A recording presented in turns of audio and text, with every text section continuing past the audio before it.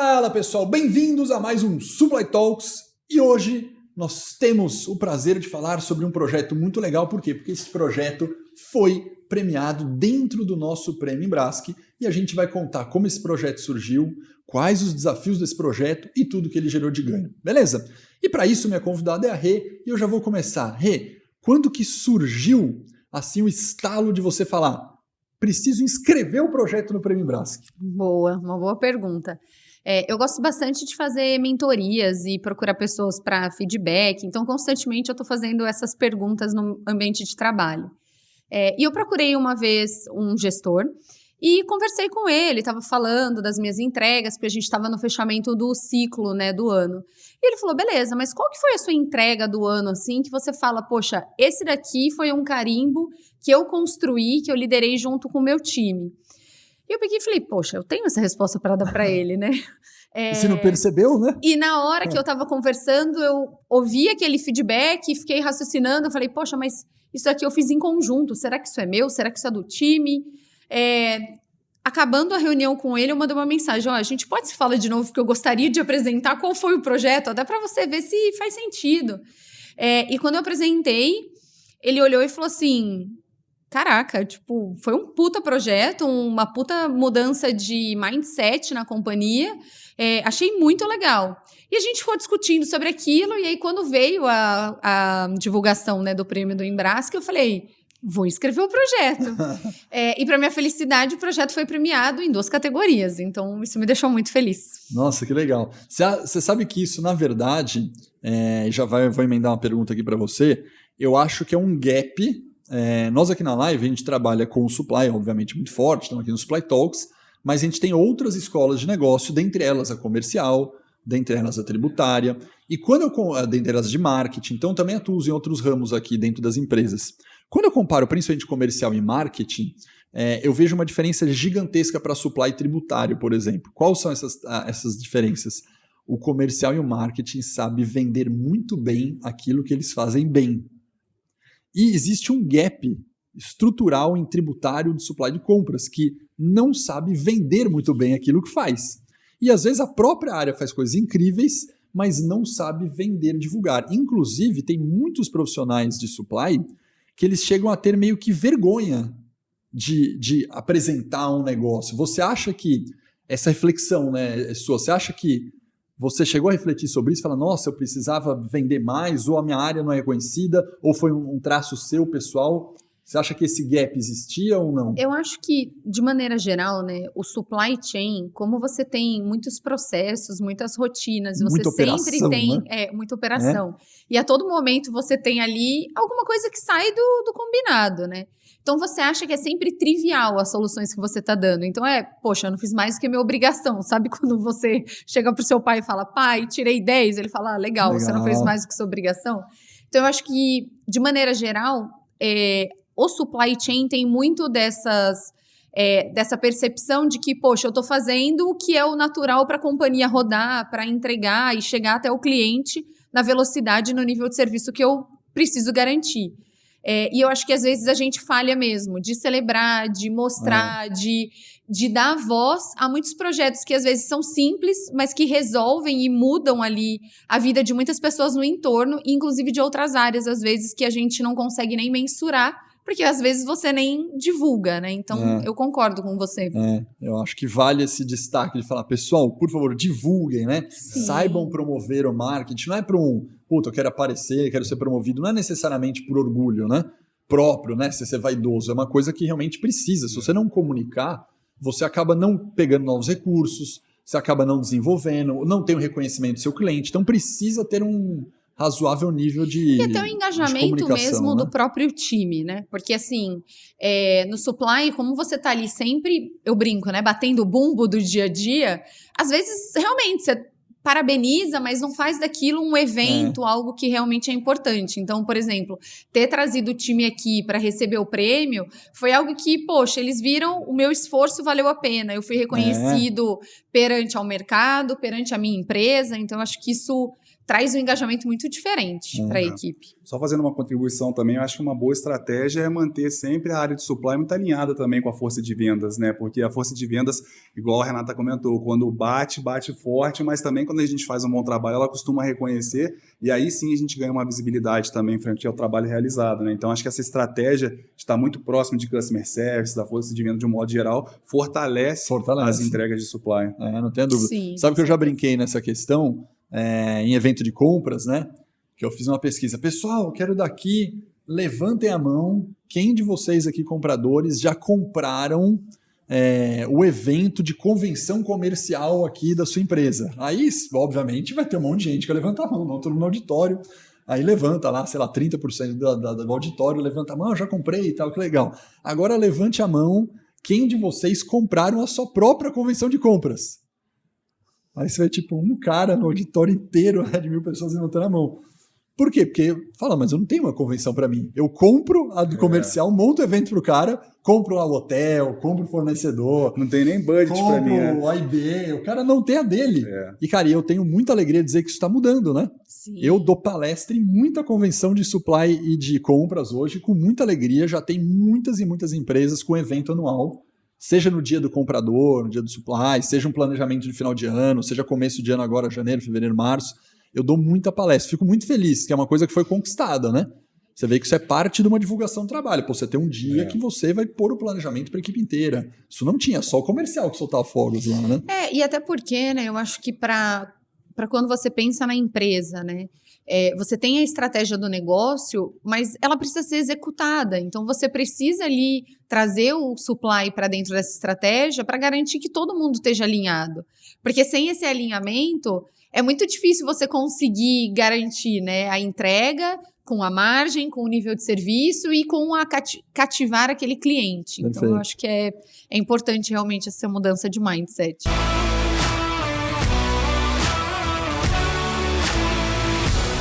Muito legal. Daniel, seja bem-vindo, pode se apresentar para o nosso público, prazer em ter você como co-host hoje. Obrigado, Alex, obrigado pelo convite, prazer enorme aí estar podendo representar o Grupo Toniato. Meu nome é Daniel Bastos, né? Eu trabalho no Grupo Toniato há 18 anos. O Grupo Toniato é um operador logístico que trabalha trazendo soluções para o mercado de químicos. Então, a gente trabalha com segmento químico em geral e com agroquímico. Dentro do agroquímico, a gente tem grandes clientes, grandes players no mercado, dentre eles a Raizen. A gente trabalha com a Raizen também nas operações de defensivos agrícolas que abastece as usinas da Raizen. Então, é um prazer enorme estar podendo participar e aprender com vocês hoje aqui também. Inclusive, eu gravei recentemente podcast, depois a gente vai ver se disponibiliza para vocês, com o presidente do Grupo Toniato de vocês, né? Com o Façanha, isso aí.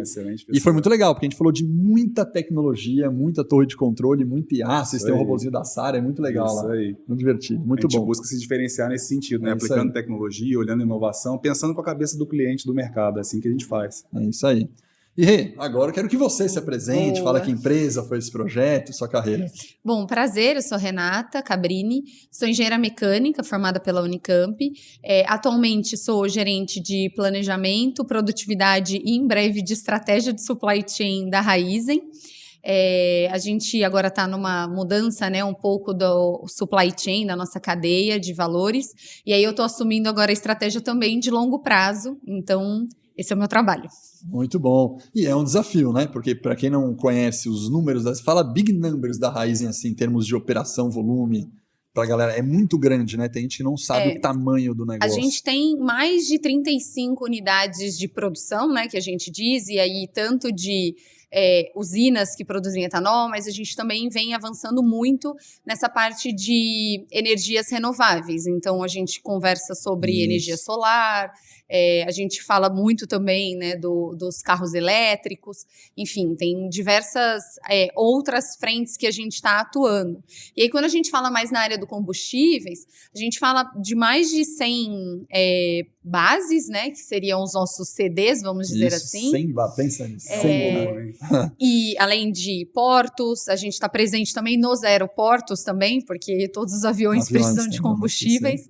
E quando a gente fala em termos de frota, a gente trabalha aí com cerca de 5.000 frotas rodando, falando tanto na primária quanto secundária. Então, se você vê um caminhãozinho da Shell chegando ali no posto, somos nós. Só você. Gigante a operação, né? Muito legal. E aí, o projeto, você já contou de onde veio Start. Parabéns pelo projeto. Obrigada. Parabéns pelo prêmio e parabéns pela atitude de inscrever o projeto. Acho que muito legal de comunicar. Mas qual que é esse projeto? Agora todo mundo quer saber, puxa, qual foi esse projeto premiado? Boa. Na verdade, esse projeto é do meu time, né? Porque Perfeito. assim, eu vim com a teoria e eles colocaram na prática. O que acontece? A gente estava passando por uma transição, como eu disse, o supply está passando por uma transição, e todas as transições a gente precisa entender realmente qual é a cadeia de valor, papéis e responsabilidades.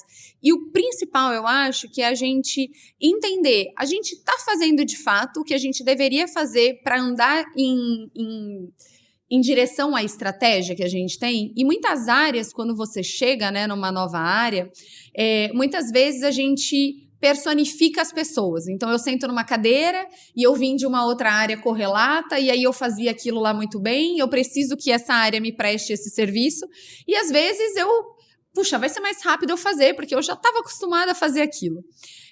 Então, a gente, às vezes, não faz esse balanço de papéis e responsabilidades e faz eu brinco, né, que a gente, quando nasce, ganha uma mochilinha onde a gente vai colocando várias coisas nessa mochila.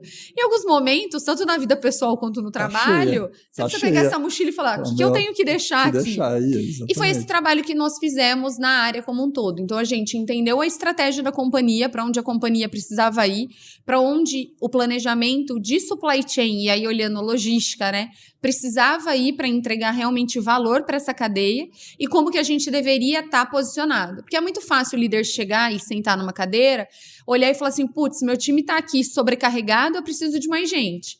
Mas todo mundo sabe como é a realidade de todas as empresas, né? Então, a gente, de fato, precisa fazer essa avaliação para entender os trade-offs. Então, eu deixo de fazer isso, mas eu começo a fazer isso, eu gero esse tipo de valor. Então, esse foi o trabalho que eu fiz com toda a equipe. E aí, por que eu falo que é toda a equipe, né? Porque isso depende de cada analista, cada estagiário, coordenador, fazer a sua descrição de negócio e a sua agenda da rotina. O que hoje eu faço? O que ocupa meus tempos e movimentos? E como que eu posso tornar isso mais ágil? Vai ser através de um projeto? Vai ser através de uma nova tecnologia? Vai ser automatizando alguma rotina? E aí tudo isso fez com que a gente desenvolvesse o nosso plano de 3 anos para a área e que aí trouxe diversos benefícios para a área como um todo e para a companhia. De maneira geral, resumida, o projeto foi um roadmap, né, um plano de falar, puxa, eu preciso implementar e melhorar várias coisas ao longo de 3 anos. Aí você começou a colocar uns objetivos nesse plano e ao longo de 3 anos você foi implementando. Basicamente é isso a ideia geral, ou não? Médio. Então vai, me corrige aí. O projeto, na verdade, foi porque a gente precisava garantir que o planejamento de logística estivesse alinhado com a estratégia. Perfeito, beleza, exato. Tá bom. E aí, o projeto começou, na verdade, tentando entender o que a gente faz e o que a gente precisava parar de fazer, que não fazia mais sentido com a estratégia. Ainda sem esse roadmap de 3 anos. Sem o roadmap de 3 anos. Tá bom. E aí, quando a gente entendeu como a gente precisava começar a trabalhar, aí sim, o roadmap de 3 anos foi, na verdade, um output desse projeto. Perfeito. Então, vamos dizer que, como um clássico básico de consultoria, você fez um diagnóstico, isso, né? Um as-is assim, um to-be, as-is to-be, você fala, pô, meu diagnóstico hoje é esse aqui, e eu preciso fazer isso aqui para melhorar. Então, tem uma fase 1 de diagnóstico, e uma fase 2 que desse diagnóstico surgiu o roadmap de 3 anos. Isso aí.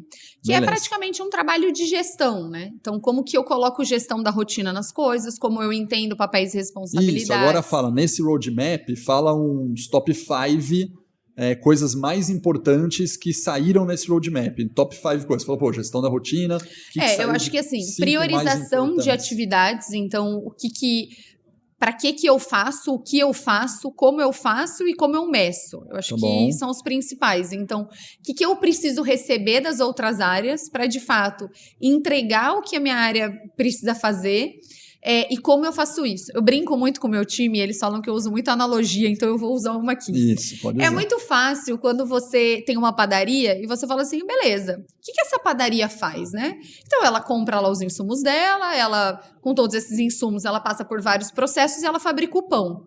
Mas as áreas de uma empresa, elas não são uma padaria, não é tão simples assim. O que você recebe? Você recebe um volume, você recebe uma previsão de demanda, você recebe diversos itens que você precisa ter muita clareza do que você precisa receber e o que você faz com aquilo para entregar quais produtos para quais áreas.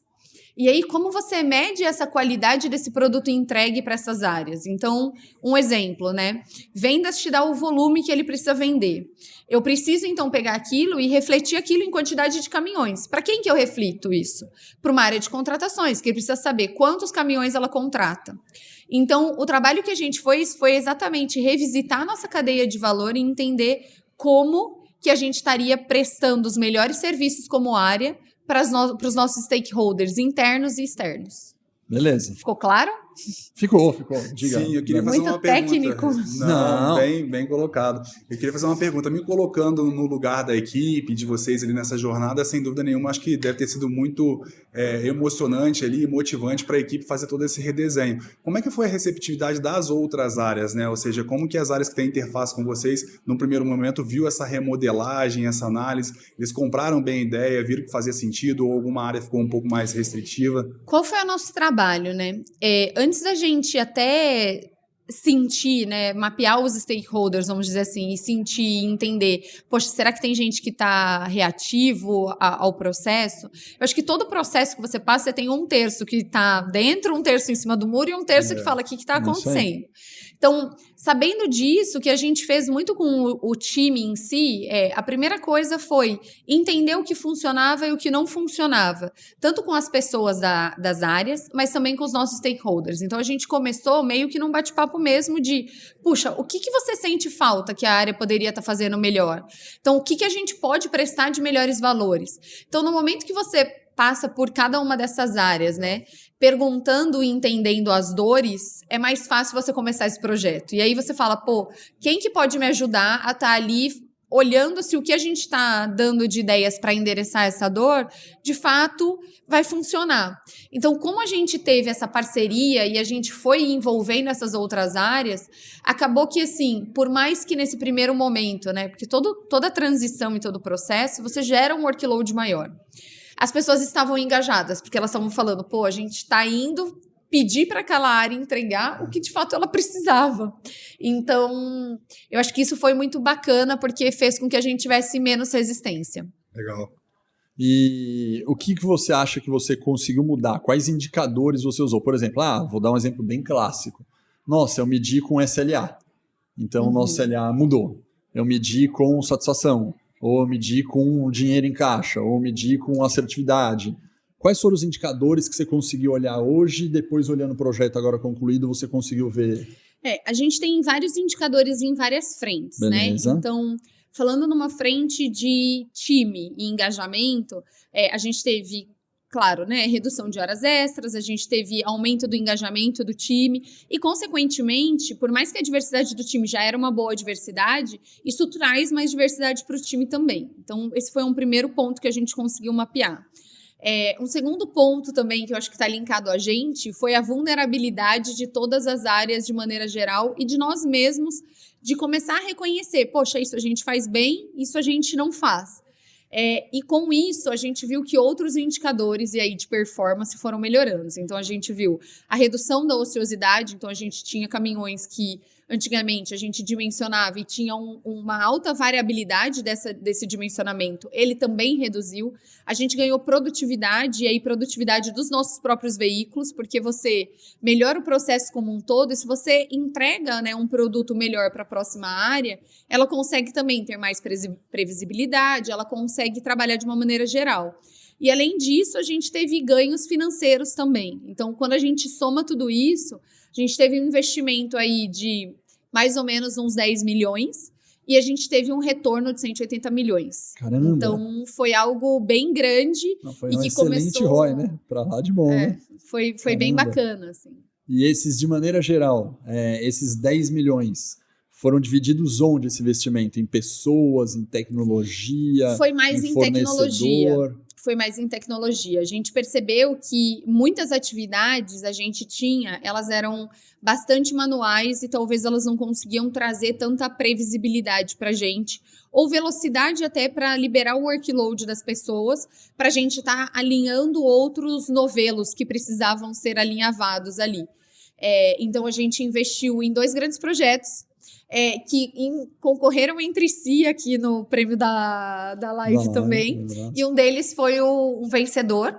que chama Plot, né? O que é o Plot? O Plot é uma ferramenta onde a gente faz o planejamento logístico. Então, ele ajuda a gente a olhar todas essas rotas e tomar a decisão de qual é o melhor transportador com o melhor frete para aquela rota, baseado em todas as restrições que eu tenho. E aí, restrições de acordos coletivos, restrições de acordos comerciais, restrições até por SSMA, de não poder enviar esse transportador para determinado local.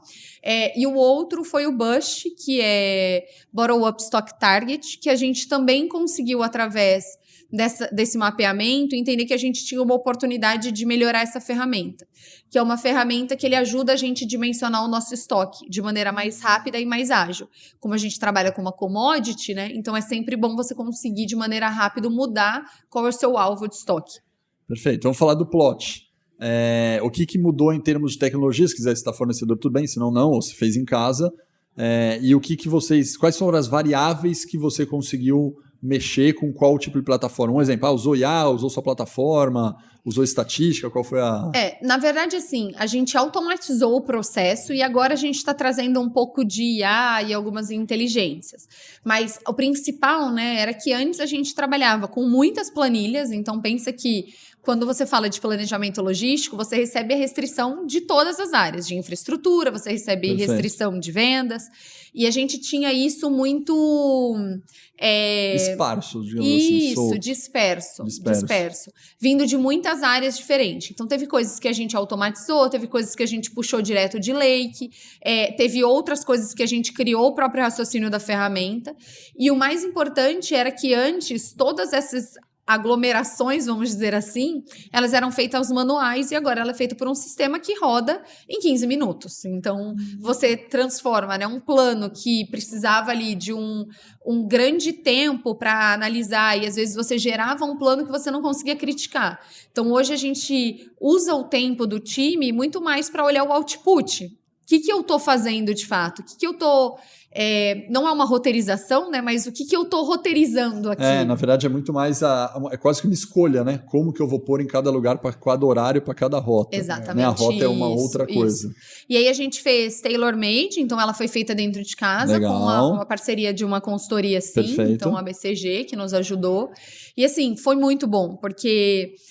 a gente conseguiu fazer isso de uma maneira onde as outras áreas participaram também. Então, eu digo que, assim, é uma ferramenta que todo mundo se sente dono dela. Então, legal, isso foi muito bom. Você perguntar uma coisa. E eu ia comentar, a Rê está comentando aqui, narrando o projeto, eu estou vendo basicamente uma construção também de uma control tower, né? Tratando os dados, unificando informação, aplicando tecnologia.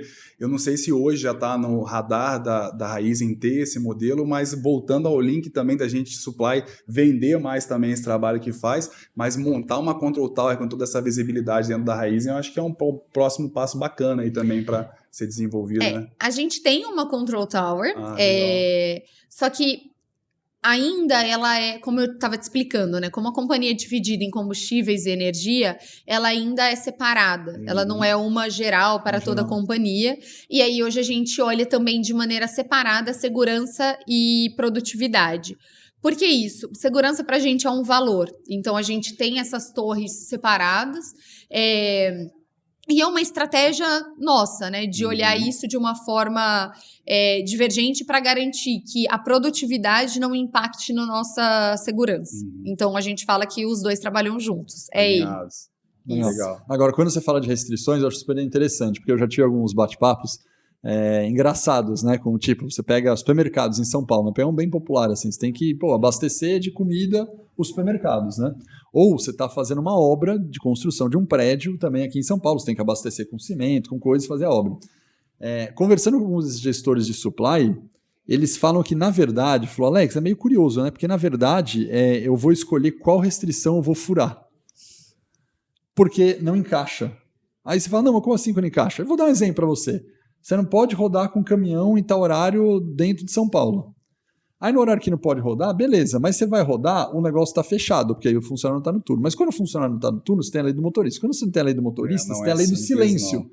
Então eu não posso ir de dia porque o rodízio não pode rodar. Mas à noite não pode fazer barulho. Como o negócio descarrega e faz barulho? Então eu falo, bom, Não tem nenhum Qual que é o horário. menos pior? E não tem nenhuma. Todas as restrições, eles chegam no checkmate que eu não tenho como entregar. Aí você fala, bom, alguma restrição eu vou furar. Agora entrou essa curiosidade. Vocês chegaram a fazer nova sistema e falaram, peraí, alguma tem uma premissa maior que a outra. Vocês passaram por esse desafio? Passamos, mas o que eu brinco, né, e falo é que uma certeza quando você trabalha em planejamento logístico é que o seu plano vai mudar. Perfeito. Então, Bom, isso a gente tem que estar bastante ciente e enraizado para que você não sofra. Porque se você for mudar a todo momento, né, se você for sofrer a todo momento que muda, de fato você cria uma frustração muito grande. Então, a gente passou, sim, por esses pontos e, óbvio, a gente traz o plano mais otimizado possível. Então, 80% do nosso plano, ele é a otimização máxima que eu tenho. 20% é o que a gente fala que a gente faz as reprogramações, que aí é mais realmente no dia a dia. Onde você vai ter, eu acho que a gente tem um pouco menos dessas dificuldades que você citou aqui, né?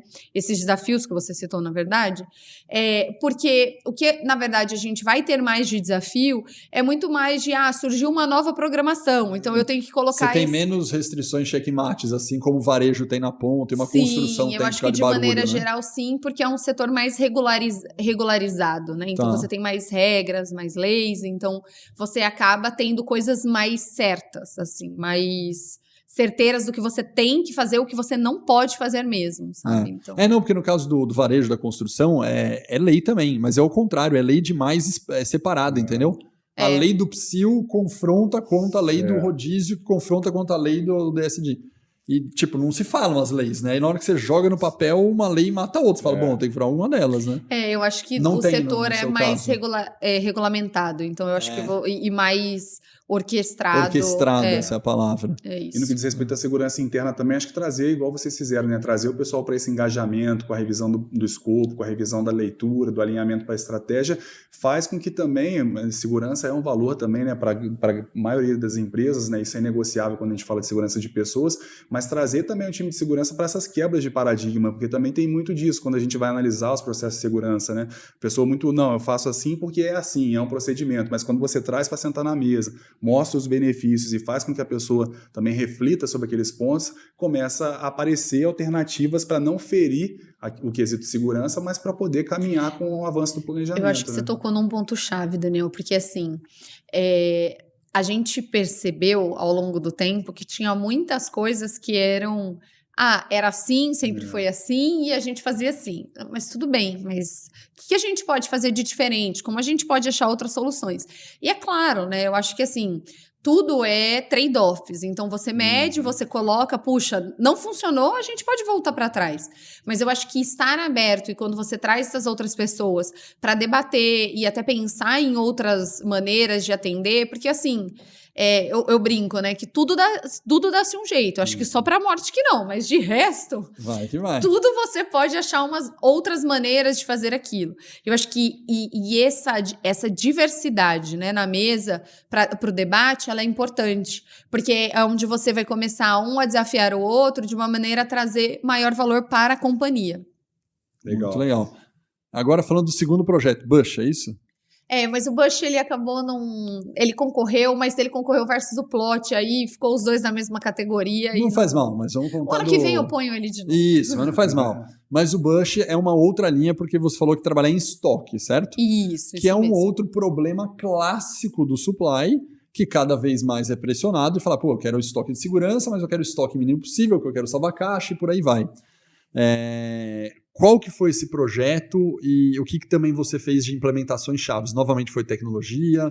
Também tecnologia. A gente também trabalhava, né, com Excel para fazer todo esse trabalho.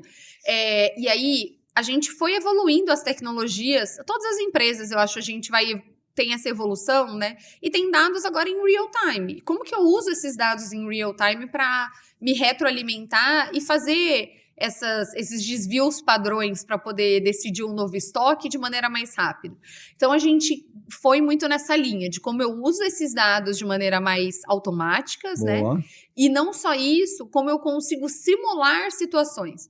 Porque às vezes você precisa avançar na cadeia, ou às vezes você precisa realmente tanto avançar, né, no sentido de ter mais estoque ou reduzir muito o estoque por conta de alguma estratégia local que você tenha, que a gente precisava ter essa agilidade para entender onde a gente estava se colocando e qual era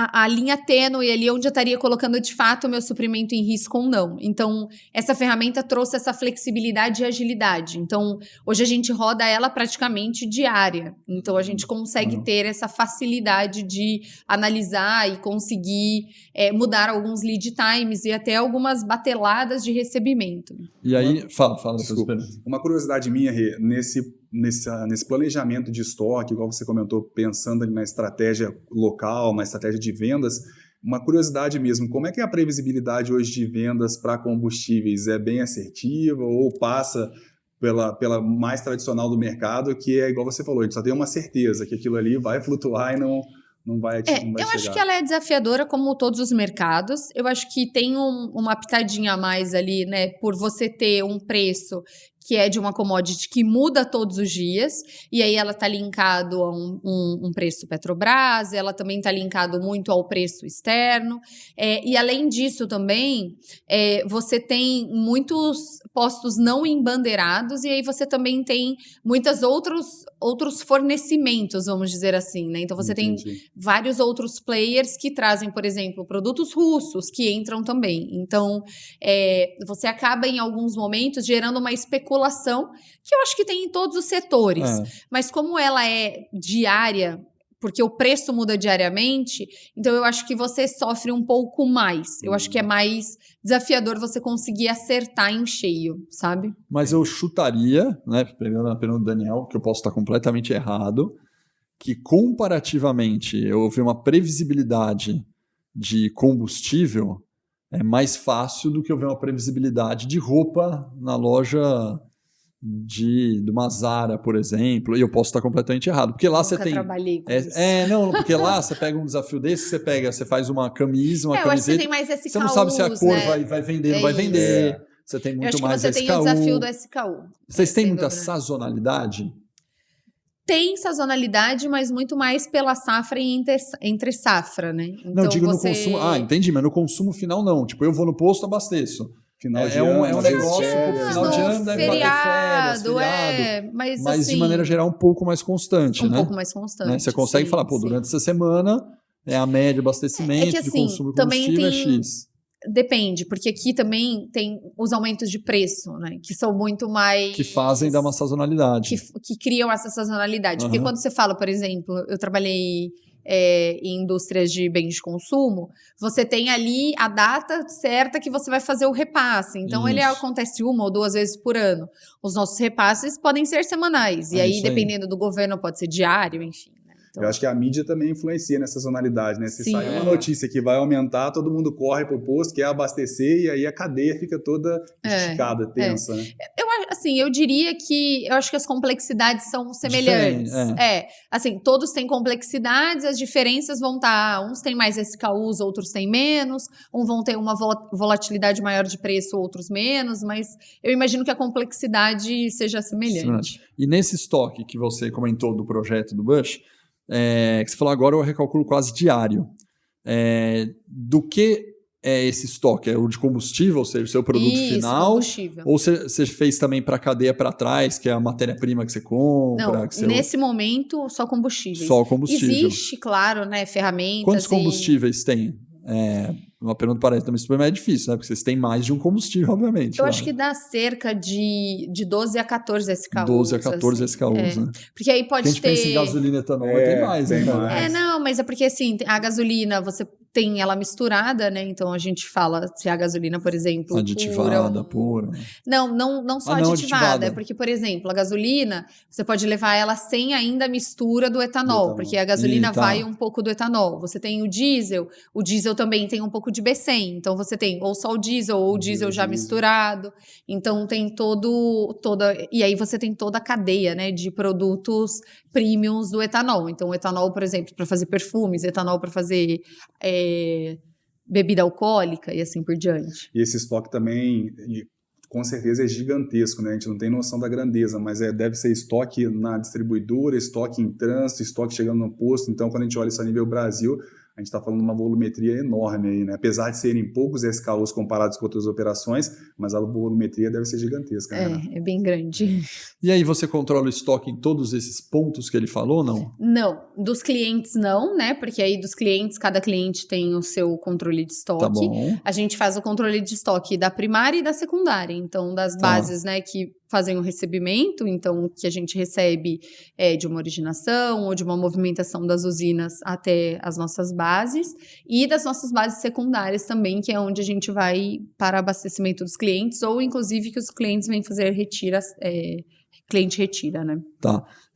Tem uma variável também, pegando outros projetos de estoque como base e demanda, que a ponta pede, né? Ou seja, vamos pegar um exemplo que eu gosto de dar, você pega um McDonald's, um Burger King, como exemplo bem aleatório assim, fala, nossa, mas como funciona a loja do McDonald's? Você tem a loja do McDonald's e aquela pessoa, seja franqueado, unidade própria, tanto faz, vai ter um gerente da loja lá que vai falar o seguinte, me manda McDonald's, me manda aí, vou inventar 1000 hambúrgueres para mim, porque esse hoje consumiu demais. E alguns projetos foram na linha desse tipo de falar o seguinte, não, na verdade, esse gerente aqui da ponta me pedindo, ele pede errado. Porque ele não tem um algoritmo com IA, né? Imagina o gerente da loja do McDonald's, ele vai no feeling, fala, eu vou garantir minha semana aqui para não ter problema. Já vou chegando no fim de semana, não quero que me liguem. Não quero que me liguem, eu já vou pedir 10 mil hambúrgueres, põe aí, cara, resolve o negócio. Aí vendeu menos, vendeu mais, então sazonalidade. Então, alguns projetos fizeram com que usassem o algoritmo e, na verdade, eu fizesse a demanda de cada loja para que eu fizer, o cara me pede, ou eu implemento alguma coisa digital e eu faço para ele, ou se ele fizer, eu valido aqui. O cara me pediu 10 mil, você fala, João, 10 mil, cara, pelo meu algoritmo aqui, você precisa de 6.250, cara. Por quê? Dá uma checada aí, conversa, você fala, realmente, manda 7 mil, tá bom. Uhum. Mas houve uma ponta. Vocês já fizeram isso, o projeto passa por isso, porque senão você também depende, imagina, do posto de gasolina, o gerente do posto vai falar, manda aí, desce 4 caminhões aí para mim hoje. A gente é dividido, né, em 2 áreas de planejamento. Então, o meu planejamento ele é focado na primária, no first year. Todo o meu trabalho foi focado no first year. Existem iniciativas que acontecem, sim, no second year para trabalhar isso, mas aí é uma outra área. Ah, tá. Mas esse problema, independente de não ser tua área, ele deve existir, né? Sim, ele existe porque a gente tem os postos embandeirados e a gente tem os postos de bandeira branca, e né? Daí deve ter divergência, né? Sim. Tipo, o embandeirado tem mais precisão no que passa, o embandeirado deve ter isso aí, né? Isso, até porque a gente tem Shellbox, tem todas essas outras... Perfeito. Eu acho que tem... Na verdade, sim, eu tô falando coisas que talvez eu não tenha tanta propriedade. É que a gente é curioso, vai perguntando. Não, legal. E aí você, naturalmente, conversando, você fala, puxa, passei por essa dificuldade, passei pela universidade, você comentou do início da história toda, de como você quis escrever o prêmio, né? E você, como mulher na logística, é uma coisa que a gente gosta de, às vezes, destacar, porque é uma área que, historicamente, é passada muito por homens, né, na logística, na operação. E eu tenho visto positivamente...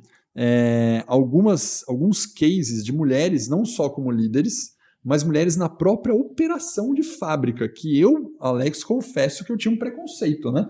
Que ia falar, nossa, no chão de fábrica lá, vai carregar a caixa, vai ficar homem ali, vai ser difícil colocar mulher. E hoje eu já estou vendo, né, que tem mulheres lá no chão de fábrica que estão fazendo atividades mais até físicas, operacionais, e estão dando super resultado. Minha pergunta é, como que vocês estão... Eu quero que você fale sobre você, se você já sentiu alguma, digamos assim, um preconceito, alguma dificuldade por você ser mulher líder numa Raízen, que já é uma empresa, né, química, que tem uma força física muito grande, e se tem algum projeto desse lá dentro. Tá, temos diversos projetos, inclusive, e projetos bem legais, e até para trabalhar um pouquinho essa sua surpresa de mulheres na ponta. Não, surpresa foi anos atrás, agora eu achei legal, mas foi uma surpresa. Primeira vez que eu vi, eu falei, ué... A gente tem um prêmio muito conhecido, que é o que a gente reconhece toda a categoria de motoristas, né? Então, a categoria dos nossos motoristas, anualmente, a gente faz esse prêmio, que é muito emocionante. E esse fim de semana que passou, no dia 24, a primeira mulher foi para a final desse prêmio. Então vai ser bastante gratificante vê-la participando, porque a gente vem com uma pegada de desenvolver mulheres na direção. Até, já volto em mim, tá? Mas beleza. Até para falar sobre isso, a gente hoje vê aqui no setor, né? Um grande desafio é você conseguir motoristas. Eu acho que todas as empresas estão passando por isso. E a gente acredita muito que, se você pegar a maior parte das mulheres, né, muitas delas não têm suas rendas próprias, então elas acabam não tendo sua independência. Então a gente vê que, se a gente conseguir investir nessas mulheres para elas entrarem para esse setor de motoristas no volante, a gente traz para ela uma liberdade, para ela ter o seu próprio dinheiro, e a gente está trazendo uma profissionalização, que muitas vezes não conseguiram estudar. Então, a gente vê um projeto, é um projeto que a gente acredita muito como companhia, e a gente tem várias frentes. Até a gente usa muito a Fórmula Truck para ajudar a gente a divulgar essa frente que a gente acredita demais. Mas voltando para mim... Só um comentário bem rápido. Teve um projeto que eu vi esses dias, que me contaram que fizeram isso, mulheres motoristas, mas juntou 2 siglas do ISD, porque é legal pela diversidade, né, pela parte do S social, mas são as mulheres treinadas a dirigir os caminhões elétricos dentro da cidade. Então, todos os caminhões elétricos sendo implementados obrigatoriamente com mulher. Que legal. Juntou 2 siglas, né, juntou o E e o S do ISD, achei muito legal o projeto. Muito bom. Falou, saiu o caminhão elétrico aqui, tem que ser feminina. Que bacana, legal né? mesmo. Legal, mas prossiga, agora fala de você. Bom, falando de mim, né? Eu acho que por toda a minha carreira ter começado num meio bastante masculino e ainda numa época que isso não era tão debatido, não era tanto pauta, e até por ter feito engenharia mecânica, que tinha 130 homens e 10 meninas na turma... Era essa a conta? Era essa conta. Nossa. Em alto nível era isso. Eu acho que eu sempre senti as dificuldades, mas eu imaginava que a dificuldade era igual e para todos, assim. Eu acho que nunca tinha parado para pensar nisso. E eu acho que é um pouco também da minha personalidade, e aqui eu acho que o sentimento a gente não julga, né? O sentimento de ninguém, mas estou falando mais como aconteceu para mim.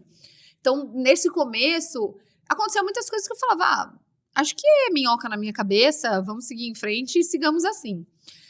Hoje, quando se fala mais, né, como fala muito mais esse tema, às vezes você se lembra do seu passado e fala, eu passei por isso era um assédio moral, então você começa a linkar algumas coisas e aí você vê... passou no dia a dia, nem tinha se dado conta que aquilo poderia ser uma coisa... Fiquei chateada, devo ter ficado triste, mas acreditava que beleza, era assim, a vida é assim, sigamos assim. Eu acho que hoje essa pauta e essa discussão ela é muito boa, porque ela te ajuda a refletir e falar, eu passei por isso, mas eu como líder não quero que meu time passe. Perfeito. Então, um dos trabalhos que eu faço muito com o meu time é trabalhar essa vulnerabilidade, mas eu acho que essa vulnerabilidade para todos os seres humanos, porque eu acho que a gente também, no momento em que a gente tem, né, que a gente fala de diversidade, faz parte da diversidade também encontrar um homem mais vulnerável. E a gente não está acostumado com um homem vulnerável no ambiente de trabalho. Então, eu vejo isso muito importante ser discutido. Tem até um um filme, um curta muito legal que chama O Silêncio Deles, alguma coisa nesse sentido, que fala sobre o silêncio dos homens, que a gente sempre olha o homem como alguém que no mercado de trabalho não pode chorar, alguém que não pode tutibiar. Então, eu acho que essas dificuldades, ela existe para todos. Eu acho que sim, para algumas etnias, alguns sexos, elas são mais complexas, mas eu acho que isso a gente tem que usar como motivador, na minha forma de ver, né? Como como eu posso fazer disso um trampolim para quando eu chegar lá eu mudar. Perfeito, perfeito. Sem comparar, nunca é bom em cenários como esse, mas um exemplo que me veio à cabeça dessa sua descoberta é uma questão, por exemplo, do que se usa no colégio, quando muitas crianças, principalmente de quem já tem hoje 40, 50 anos de idade, que passou e não sabia da palavra bullying, né? Acho que é uma lógica que passou, né? A criança passou por aquilo na escola, tem todos os traumas. beleza. Aí depois hoje fala bullying e fala, nossa, era isso que acontecia comigo. Eu não sabia que era bullying, não sabia que tinha nome, não sabia que eu sofria, mas você estava lá, acabou passando por isso sem ter uma percepção, né? Eu acho que é legal essa conscientização, porque eu acho que a gente consegue trabalhar isso. Eu acho que a vida como um todo, como ser humano, né? A gente gera traumas em várias pessoas e a gente recebe traumas Aí você também. vê contrato. Você pega o meu filho, por exemplo, tem 13 anos de idade. O colégio, e ele estuda no mesmo colégio que eu estudei. Né? Hoje já trata isso diferente. Não, eles têm uma assembleia semanal sobre bullying no colégio, em que eles discutem abertamente, normalmente eles pedem para não dar o nome, mas na classe, sentem em roda na sala de aula. Para tratar o tema. Isso é uma das iniciativas de bullying no colégio inteiro, mas estou dando uma como exemplo. Então, semanalmente sentem em roda, olha, sofreu alguma coisa, o que tem de legal, o que você viu um caso não legal que você viu, tal, e eles ficam comentando, aí falam, comigo eu sofri, não achei legal, não gostei e tal, é anônimo, não é, eu vi alguém... Cara, eles ficam comentando com uma rotina, assim, né? Você imagina, na minha época, nada disso, né? No mesmo colégio. Sabe que é um negócio legal que a gente fala muito na Raizen e que eu acredito muito? Na segurança, né? A gente criou essa cultura que é enraizada de a segurança em primeiro lugar através da intervenção. Então, uma das coisas que eu acho que a gente precisa aprender a fazer e de uma maneira genuína é intervir mesmo. Porque, às vezes, existe o machismo dentro de nós e no nosso vocabulário e no nosso dia a dia, ou até os preconceitos mesmos, em uso de palavras que politicamente não são corretas. E eu acho que a intervenção é a melhor forma. No momento que aquilo acontece, você fala, olha, acho que isso não foi legal. E você pode ver ali a pessoa sendo corrigida, a pessoa entendendo como ela pode mudar aquela trajetória naquele momento. Porque senão a gente leva isso... E isso vai ficando. Então, na Raizen é uma coisa que a gente trabalha muito. Eu comento o tempo todo que todos nós temos nossos preconceitos, temos nossos vieses, que vieram natural, nosso cérebro, assim, a gente tem. E eu, com essa consciência, eu busco todo dia, e todo dia é um exagero agora eu falar, mas a cada 3 meses eu tenho uma que essa é nova pra mim, né? Então, vou dar um exemplo. Tem um cliente muito legal nosso que está fazendo uma revolução, assim, de a gente pensar. Falei, caramba, porque aqui, como a gente dá aula, você imagina o que eu tive que mudar. Se antigamente o meu professor podia contar uma piada na sala de aula, que ele contava há 10 anos, esse mesmo professor que dá aula hoje, se ele conta a mesma piada, vem reclamação na hora com nota baixa e a turma exigindo trocar o professor. Então, eu já tive que fazer treinamento, conscientização de um monte de coisa com os professores aqui. E aí eu falei, tô bem avançado, deixa eu ver um cliente. Uma grande empresa também, chegou pra gente e falou, olha, mas aqui a gente é bem restritivo, né? A gente tem, fica tranquilo, aqui meus professores são treinados aqui, não tem aula 1. Não, e aí ele falou, tem um guia de conduta para tomar cuidado com algumas coisas. Fala o guia que eu vou reforçar com o meu professor. Cara, não é que na aula 1 teve problema? Desvio? Na aula 1. Falei, não é possível, cara. Aí você mergulha a fundo, você fala, vamos entender. Mas aí você vê que o nível é alto. Então, vou dar um exemplo. Lá dentro do guia você fala, bom, eu não posso falar o seu microfone no Teams está no mudo. Não pode. Interessante. Porque é capacitismo. Capacitismo mudo é um capacitismo. Você tem que falar está no silencioso ou está desligado. Você não pode falar no mudo. Você fala, essa aí eu não tinha pego, entendeu? Foi no nível advanced, né? Outra, não pode falar próximos passos, porque aí o cadeirante do capacitismo. Aí eu falei, essa não tava. A gente vai aprendendo, né? Então, você imagina que tem muita coisa que você fala, tem umas que já ficaram óbvias, mas eu aprendi nesse projeto algumas coisas de capacitismo por intervenção.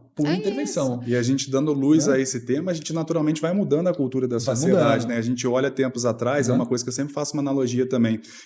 Quando a gente via pessoas fumando dentro de estabelecimento fechado e aí foi colocada a regra de não poder fumar, todo mundo achava que aquilo ali não ia virar, não ia acontecer, porque era tão normal, tão tradicional, e com o tempo, hoje pra gente é incomum você ver uma pessoa fumando no ambiente fechado. Eu vou deixar a dica pra vocês, que recentemente eu vi o programa Roda Viva da Cultura gravado do Paulo Maluf no meio da roda, querido Paulo Maluf, querido para não dizer outra coisa, obviamente, né?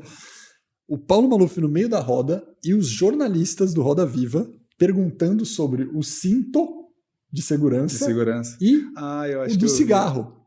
Cara, ouçam, você procura no YouTube e você acha. É surreal, porque você pensa, cara, deve ser o Maluf que vai falar besteira. Não, você vai ser surpreendido. Veja os jornalistas Roda Viva perguntando pro Maluf sobre cigarro. E salvo engano, você fala, não é possível. Vai lá e assiste o trecho. E salvo engano, vou deixar essa curiosidade para um deles estava fumando, não estava? Um jornalista fumando. Não, é surreal. Você olha e fala, não é possível. Você acha que o Maluf vai falar. Se alguém te manda isso no WhatsApp, você fala, não, lá vem o Maluf falando uma groselha. Aí só não, e isso é engraçado, como você se acostuma, porque, por exemplo, agora, se você vai para a Europa, né? Europa, o pessoal fuma em todos os lugares. Você começa a ficar incomodado. Você fala assim, gente, mas esse cheiro aqui... E antigamente você vivia num mormaço e não percebia, né? De fumaça. Trazendo um pouco também dessa questão da inclusão de gênero que você comentou, a gente, enquanto operador logístico também, a gente é muito intenso de mão de obra, né? Porque a gente vende serviço. E nas nossas operações hoje, Alex, a gente tem muita mulher trabalhando. Então a gente tem operador de empilhadeira mulher, conferente mulher, auxiliar de logística, né, a antigo ajudante como mulher também. A gente tem a parceria com a Mercedes também do Elas na Estrada, então a gente tem muitas motoristas mulheres. Isso deixa a gente muito orgulhoso, até porque eu sou pai de 2 meninas, tenho 2 filhas e quero também pavimentar um mundo melhor para elas, né? Então a gente vê que trazer esses temas, dar luz a esses temas, ajuda a gente a melhorar também essa cultura tradicional nossa. Muito bom. Bom, Rê, vamos para o fechamento aqui, onde a gente faz as perguntas aqui, ping-pong, para todos os nossos convidados iguais. E a primeira pergunta é a seguinte, uma frase de impacto. O não eu já tenho, eu vou atrás do sim. Boa, isso aqui a gente ensina bastante curso de negociação nosso. Fala, cara, o não você já tem. Vai atrás do sim. É isso. Simples quanto isso. E eu não desisto fácil, não. Persistente. Eu sou bastante persistente. Às vezes a persistência se torna cabeça dura, mas sim, sou bastante persistente e é uma frase que eu acredito muito. E nessa jornada toda sua de trajetória profissional, Rê, qual o conselho que você recebeu assim bem relevante que marcou a sua vida? Nossa, o conselho que eu recebi, esse conselho eu não recebi na vida profissional. Eu recebi na vida pessoal, de uma tia minha que eu admiro muito, e profissionalmente ela sempre me falava assim, o filtro sempre vai ficando mais difícil. E se você for ver realmente na vida, é isso. Quando você é jovem, né, você tem facilidade em aprender inglês, você coloca tudo ali, você vai fazendo, os malabarismos são incríveis. E eu acho que conforme a vida vai passando, você vai tendo mais coisas, né? Você vai tendo família para cuidar, você vai tendo filhos para olhar. Então, quanto antes você conseguir, né, na sua carreira, e antecipando esses filtros que você vai passar, e aí os filtros que eu tô falando realmente, tipo, se você tem sonho de virar um C-level, um presidente, são filtros que você vai tendo que passar, né? Então, essa peneira, ela vai ficando menor. Porque cada vez mais você tem pessoas mais bem formadas, cada vez mais pessoas desenvolvidas. Então, eu acredito muito nisso. E eu falo muito para essa juventude. Eu falo, olha, não busquem passar pelas dificuldades que vocês têm que passar lá para frente. Porque ela vai ser mais dolorida. Hoje é mais fácil, né? Legal. Muito bom. E a próxima pergunta é, uma competência, só vale falar uma, essa é a graça da pergunta, uma competência que eu acho que todos devem dominar atualmente. Vulnerabilidade. Vulnerabilidade. Sim. Eu acho que é muito difícil a gente conseguir ser vulnerável em todos os ambientes que a gente está e ser a gente mesmo, porque hoje, né, com a política do cancelamento, do que eu tô falando, eu acho que às vezes a gente tenta se moldar, mas se você não traz isso pro seu dia a dia na sua vida pessoal ou até mesmo com sua equipe, seu time, você cria uma distância que não vai resolver as coisas, né? Então, eu acredito muito na vulnerabilidade. Você sabe onde, eu já até contei essa história aqui, mas aonde que eu aprendi sobre vulnerabilidade? Na pandemia. Especificamente, quase que depois de 6 meses da pandemia. E fazendo aqui, ó, bate-papo, na época era live, né? A gente fazia live pra caramba e tal. E eu descobri que eu estava errando na pandemia por não querer expor a vulnerabilidade. Vou ser bem específico. Naquela época, na pandemia, a gente não sabia nada do que acontecia. E nós, como líderes, a gente tinha que tomar decisões duras, difíceis, diárias, sem dados, sem experiência. Não tem dado histórico para tomar. Você, eu vou por esse caminho, eu vou pelo outro. né? Acho que toda empresa fez, nossa, vou fazer um comitê de crise. Toda empresa fez comitê de crise, acho que não vai ter nenhuma que fala, não fiz nada, fez. Fez comitê de crise, que na primeira vez foi uma vez por dia, você ia no comitê, como tá o caixa, como tá cliente, como tá cancelamento, como tá não sei o quê. Mas no fundo, tudo que você queria tomar decisão, você tinha que comunicar ao time. Você fala, não, vamos tomar cuidado com as pessoas, com o time, vamos comunicar. E aí a lógica era, discutimos aqui, vamos seguir por esse caminho por causa disso. Né? E assim foi a minha postura, tentando até confortar as pessoas, mas na verdade a gente trocava a decisão depois, porque o negócio mudava, a gente fala, vamos decidir diferente. No fundo, onde foi a minha grande reflexão de vulnerabilidade? Eu deveria ter chegado para o time inteiro e falar, pessoal, é o seguinte, não sei o que eu estou fazendo, pode ser que eu erre pra caramba, pode ser que eu acerte, e eu quero que vocês estejam juntos comigo nessa, né? Eu não sei, e a gente como líder fala, não, eu preciso tomar uma decisão, preciso comunicar bem para a galera ter confiança que a empresa está no rumo certo. E foi com essa cabeça, sabe? Pô, não vou deixar ninguém desanimar, não vou deixar ninguém passar. Essa foi a preocupação. Mas no fundo, saia pela culatra, né? Porque do outro lado, as pessoas, né, acabavam captando e falam, meu, troca, não sabe o que faz, não acerta, ou erra, não pensou nisso. E na verdade, a grande pessoal... É novo para todo mundo. Não sei o que fazer, não vou acertar, vocês também não vão acertar, mas estamos juntos no barco. Se eu errar, me perdoem, entendeu? Devia ter ido por uma linha de criar essa conexão maior de vulnerabilidade e não querer falar, pô, vou tentar acertar a todo custo, sabe? Mas eu acho que isso faz parte da liderança, né? Eu acho que a gente, como foi líder, uma lição para mim muito é o que eu falo sempre uma das pro mais meu importantes time. da pandemia para mim. Eu vou errar. Uma certeza que eu tenho é que eu sou humano igual vocês, eu vou errar. E aqui, no nosso time, tá todo mundo querendo. Ninguém acorda e fala assim, hoje eu vou vir aqui, ó, fazer a pior podcast na live aqui que eu posso. Não, você acorda com o melhor das suas intenções e às vezes as coisas vão acontecendo e não dá certo. Eu acho que a vulnerabilidade de você discutir sobre o assunto, de você falar, poxa, hoje não dá, isso faz com que você também possa dar feedbacks mais genuínos e você consiga os dois trabalharem numa evolução, sabe? De se tornar melhor. Porque eu acho que o grande trade-off para fechar o tema é o quanto você, como líder, não quer passar insegurança para o time, e aí você entra numa linha que tem uma teoria toda, fala, não, eu como líder preciso passar segurança, confiabilidade, ao mesmo tempo é tênue, foi isso que eu aprendi. Talvez em alguns momentos você não tenha que passar segurança, tenha que ser vulnerável. Acho muito legal. Mais uma pergunta, Rê. A gente falou bastante hoje de mudança de cultura, de quebra de paradigma. O que você pensou ser uma verdade no passado e com a sua jornada você viu que aquilo ali não era tão verdade assim? Nossa, eu acho que para mim o que não é tão verdade é que todo mundo, tipo, a pessoa é boa para fazer isso. Não.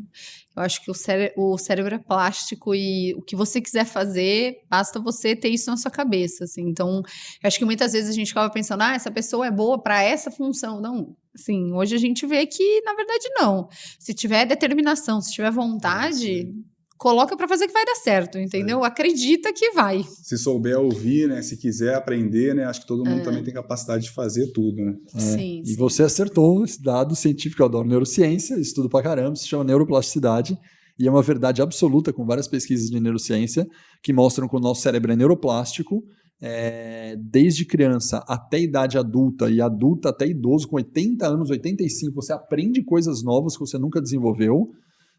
Não é fácil, mas você aprende qualquer coisa que você quiser que você não desenvolveu ao longo do tempo, mesmo com idade avançada. E tem estudos que mostram sobre isso.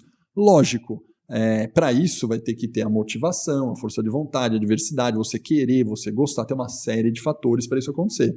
Mas eu tinha esse paradigma realmente como você há muitos anos atrás, de falar, não, o cara tem talento para isso, então se o cara tem talento para isso, é ali que ele vai. Pode ser muito inteligente fazer isso na vida, você focar onde você tem talento e diversidade lá, e maravilha, não vou nem tentar o que eu não sou tão bom. É uma estratégia que vale. Agora, o que está errado era o que eu pensava que não era possível, e na verdade é super possível. Né? Isso aí. Última pergunta aí para fechar. Uma música que tem alguma representatividade para você e que a gente vai pôr na nossa playlist aqui para os nossos alunos, se ainda não estiver na playlist.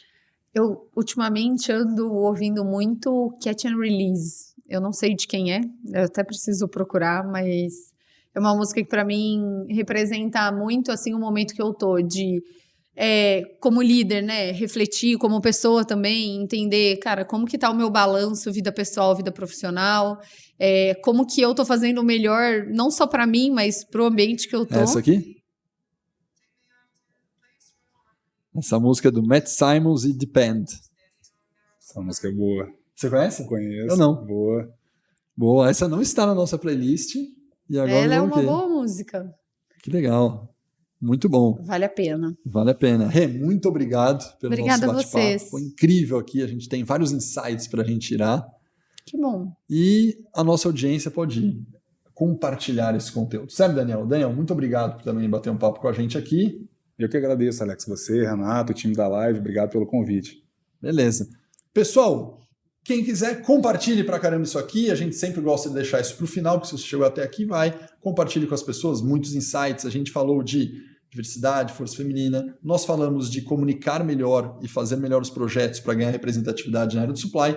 Nós falamos sobre melhoria de estoque, nós falamos sobre melhoria de roteirização, focado usando muita tecnologia. Então, esses são insights importantes que você pode pôr aí por dentro. Inclusive, se você parar a pensar, uma coisa muito legal que eu achei, Refil, que você fez projetos internos também, lógico, fez consultoria, isso é uma coisa interna, tem muita gente que opta por terceirizar. Não é melhor nem pior, o legal é saber que as duas opções funcionam. Beleza?